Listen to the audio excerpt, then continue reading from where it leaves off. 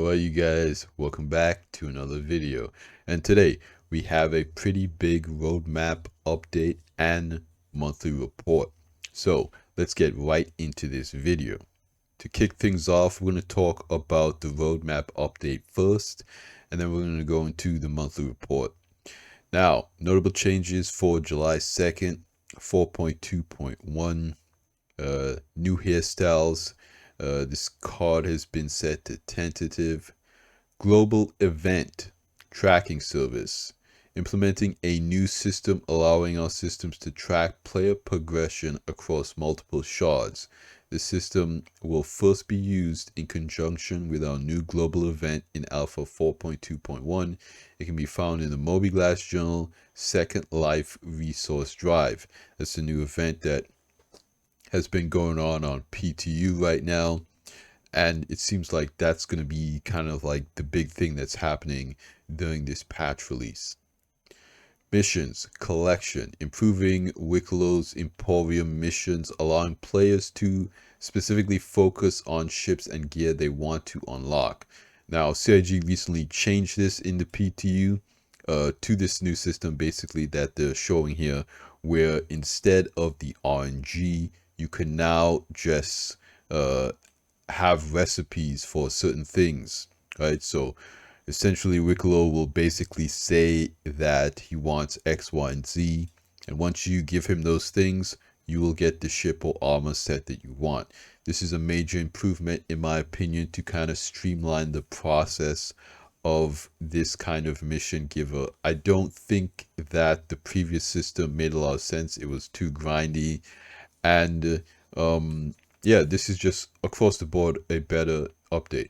Medium utility armor, corporation liveries.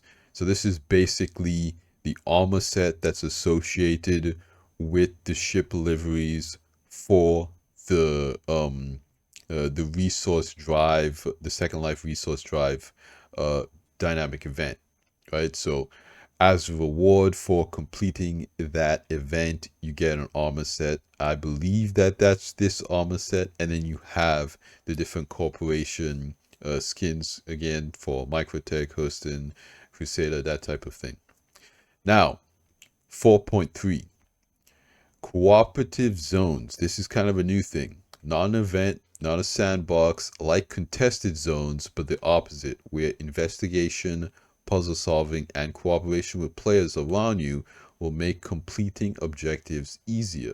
This card has been set to tentative. Now, something that CIG talked about in the past was kind of the puzzles in Squadron 42, where, you know, traditional gaming media made a whole kind of big deal about the fact that CIG was working on you know, bed sheet physics and rope physics, and it kind of turns out that a lot of that kind of puzzle solving, those smaller mechanics as a part of the engine, are puzzles that are potentially going to be in Squadron 42. And when they showed off Squadron 42 trailer, they kind of showed the rope and pulley system working.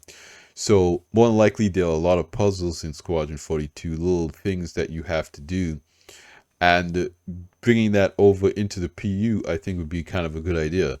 Kind of set locations for the players to be able to go down and kind of solve the different environmental elements that are at this location to kind of figure out what's going on, or fix something. I think that would be really interesting non-combat gameplay that CIG could add to the PU to give players something else to do. Then we have abandoned underground facilities located on every moon of the Stanton system. These enormous multi-level structures are used for the new cooperative zones coming in Alpha 4.3. Now this is also pretty interesting because we haven't really seen any gray box or, you know, Inside Star Citizen about these locations, which again, you know, they did a lot more in the past with distribution centers. We saw that they were working on that for a long time. We haven't really heard or seen anything, you know, too much about this. In particular, we know that they were working on the subterranean kind of instanced zones, those aspects of ArchCorp. But these are totally different. These are on moons, so these are kind of like underground facilities, kind of like the bunkers. But they're basically saying that they are enormous multi-level structures. So it's going to be interesting to kind of see what these are. And again, I kind of wish CIG would do more Inside Star Citizen episodes, kind of going over this type of stuff in more detail. It'd be kind of interesting to see. But I think that this would be good. And yeah, I'm looking forward to this. This is a little bit different. Then we have the Volt Laser Sniper Zenith, implementing the latest of the Vault series of weapons. Kind of interesting there. Sniper Light Armor Geist, adding a new Sniper Light Armor Geist specialized in stealth gameplay with high mobility. His card is set to tentative. Now, with this, I think this is going to be a part of kind of the newer systems where CIG has been trying to kind of pivot to make armor more specialized, where you have, you know, those armor that has like the radiation reduction, kind of different armors having different bonuses for the type of gameplay that you want to get into. Again, this isn't, Star Citizen is a little bit more dynamic. It doesn't really have a class system or anything like that. But I think what CIG wants to do is kind of give players more of a reason to choose certain gear over others. Like eventually, again, they're gonna update how armor works with certain ships, so you can't sit down with a backpack. And that type of thing. Certain heavier armors will kind of limit your mobility, but they'll have different benefits, again, like the radiation reduction and you know, reducing damage from weapons and that type of stuff. So it's going to be interesting to see how they implement kind of stealth gameplay. Maybe, you know, there's a reduced signature for FPS scanning, so that's going to be interesting. And then we have medium utility armor, Ambrose adding a new medium utility armor coming in 4.3. Not sure which one this is going to be, but again, new armors, new gears. Good to see them adding stuff to the loot table. Then new hairstyles. This is always good as well. Allow players to kind of customize their character and express themselves more. Always good to see. Ladder improvements. Now, improving the reliability and use of ladders in game. Now, CIG showed us a little while ago that they were working on different you know, player mobility, player movement stuff, where you can essentially like jump from one area to the other, and your character would kind of like dynamically adjust their movements or whatever. Like you going up and down a ladder, you would be able to kind of like stop and you know, turn around and do different things while on the ladder. Now, I don't know if this is that. But we, again, it's been a while since CIG has kind of showed off these ladder improvements. So again, this might just be, you know, kind of like bug fixing, cleaning up some of the entrance and exit animations of that. But it would be kind of weird for them to implement like a stopgap solution between what we have now and, you know, what they showed off, like, I don't know, last year, a couple of years ago at this point. So again, I don't know if this is that, but we do know that they've been working on player movement improvements with ladder and different animations. Then we have AI FPS turrets, adding anti-personnel turrets for players to avoid or destroy, proving additional PvE challenges. Again, this is kind of interesting. Maybe there'll be like booby traps. You know, you go down a hallway, there's a turret there, it's motion activated or something like that. I think it would make traversal through some of these, you know, underground locations a little bit more interesting. Again, if you have to solve a puzzle, you have to take a hallway to kind of get around this turret. That might be kind of interesting. Then we have mission pickup on location, enabling new missions to be discovered and added to journals when you approach or enter a designated area. Again, I don't really know too much about this. Seems interesting, but whenever they add new missions, it's always a good thing. And then Wicklow special ships, adding the following special ships to Wicklow's Emporium: Stalin's Attack, Drake Golem, Anvil Tailpin, Medic. With upgraded components, these ships can be unlocked by bringing the NPC Wicklow a number of favors in exchange for rewards. Seeing the attack at Wicklow before it is in shops is kind of interesting. I don't know why CIG is doing that. I think CIG, when they have a new ship, they should bring it to shops first and then make a kind of custom Wicklow version with the skin and the upgraded components and stuff like that. So I hope it's not a trend where CIG is like, okay, we have the exclusivity period from between buying it and getting it in game. Now there's a new exclusivity period between earning it in game and earning it with just credits in game. So again, kind of a weird thing to see, but I think I don't think CIG should keep doing this. I think CIG should just prioritize, after the exclusivity period is over, get the ship in shops. Now, let's move over and look at the monthly report. All right, so now we're at the monthly report. You can see on the screen here Stanton's race to regen. This monthly report covers all of the work that was done in the month of June that just passed. So, they're moving on a little bit from this stuff or progressing further than what we're reading here. Now, I'm not going to go over all the areas of this monthly report, things like AI content, AI features.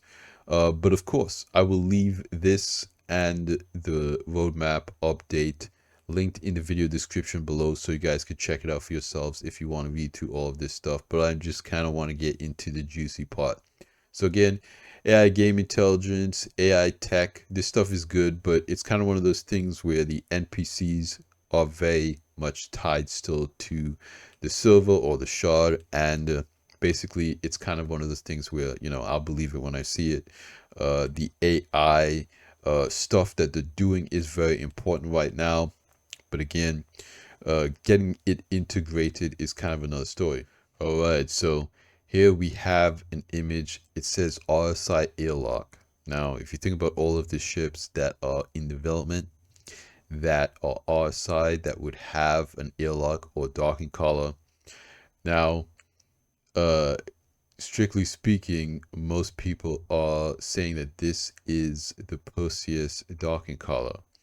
So this looks like it's a lot further than Gray Box. This looks like final art, Lot Zero type stuff. So again, fingers crossed.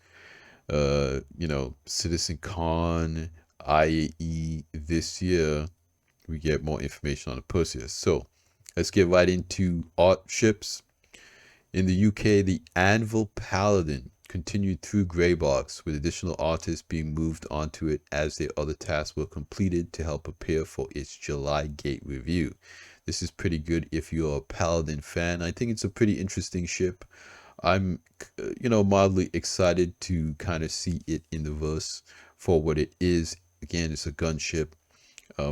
Pre-production began on the Gitac Raelin, which will continue between other tasks ahead of ships officially entering production later this year.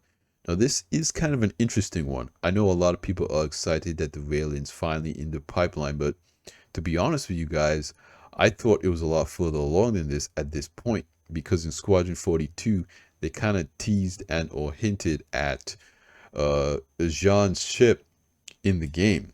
And if there's a Jean ship in the game, I thought it was the Raelin.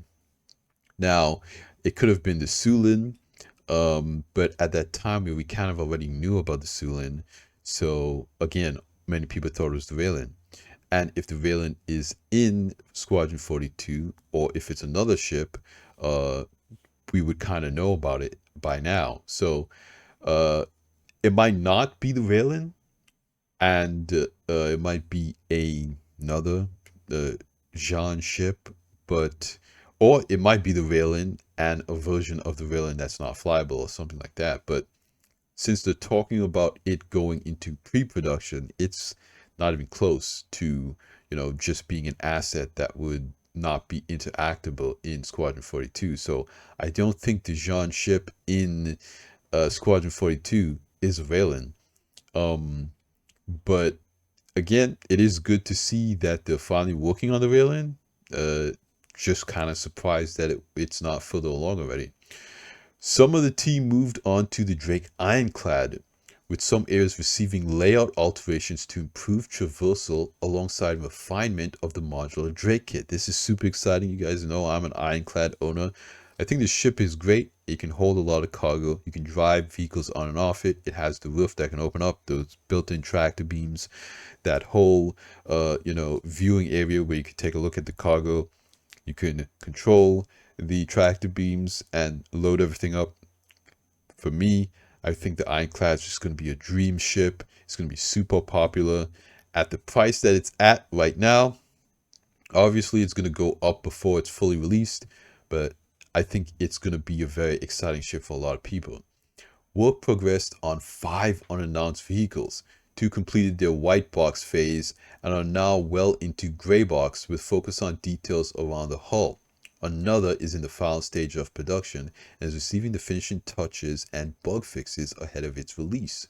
Another vehicle from a prominent manufacturer entered production and is currently approaching its white box review.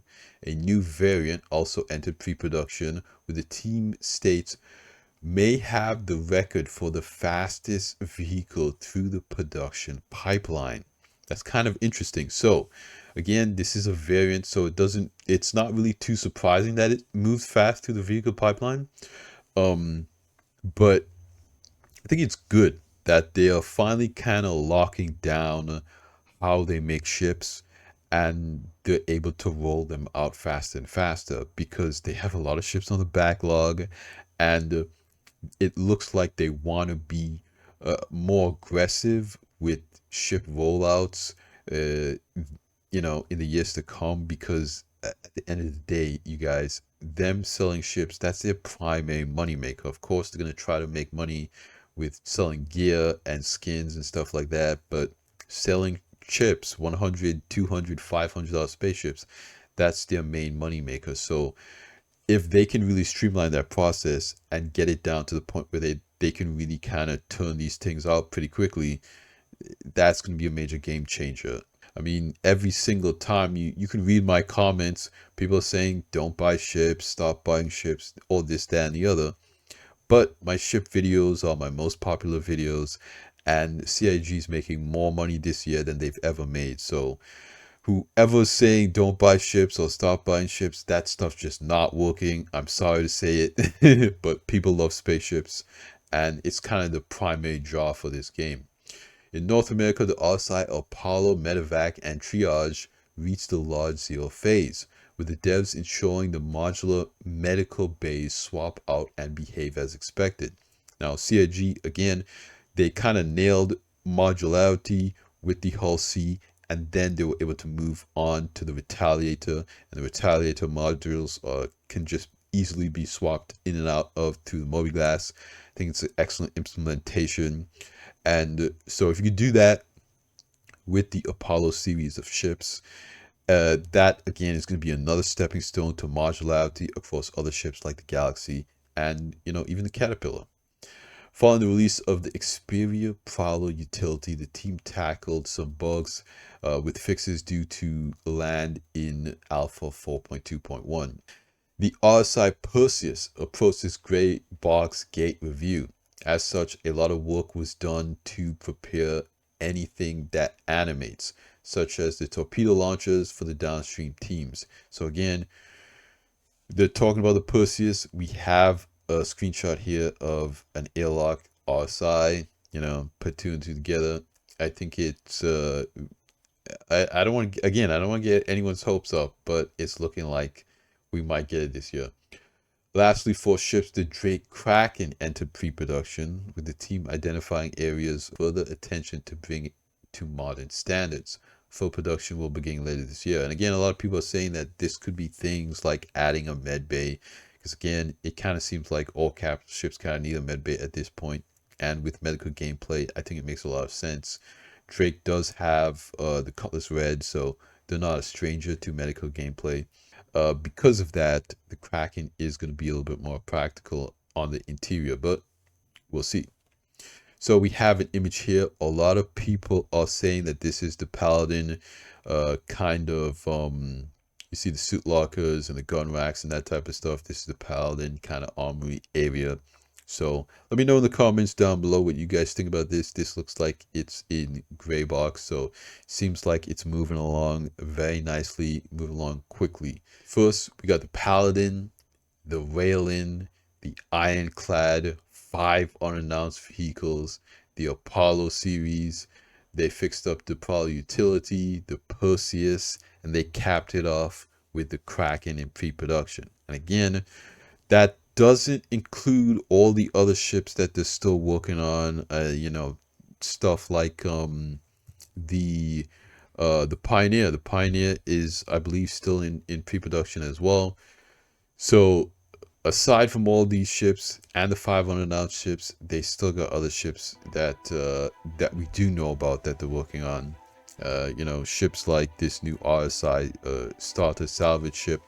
I don't think that that's one of the 5 unannounced ships, because again, they talked about it. So we're getting a lot of ships. So let me know what you guys think about these updates. I think it's very exciting times. Lots happening. CIG is cooking, and I'm just gonna let him cook. I am pretty excited for this new Second Life event. Let me know what you guys think in the comments down below. Love talking to you guys. You guys have been supporting the channel a ton, and I really appreciate it. So that's gonna be it for me in this video, you guys. Like I always say at the end of these videos, like the video if you liked it, subscribe if you want to see more, and I will see you guys in the next one. Salut.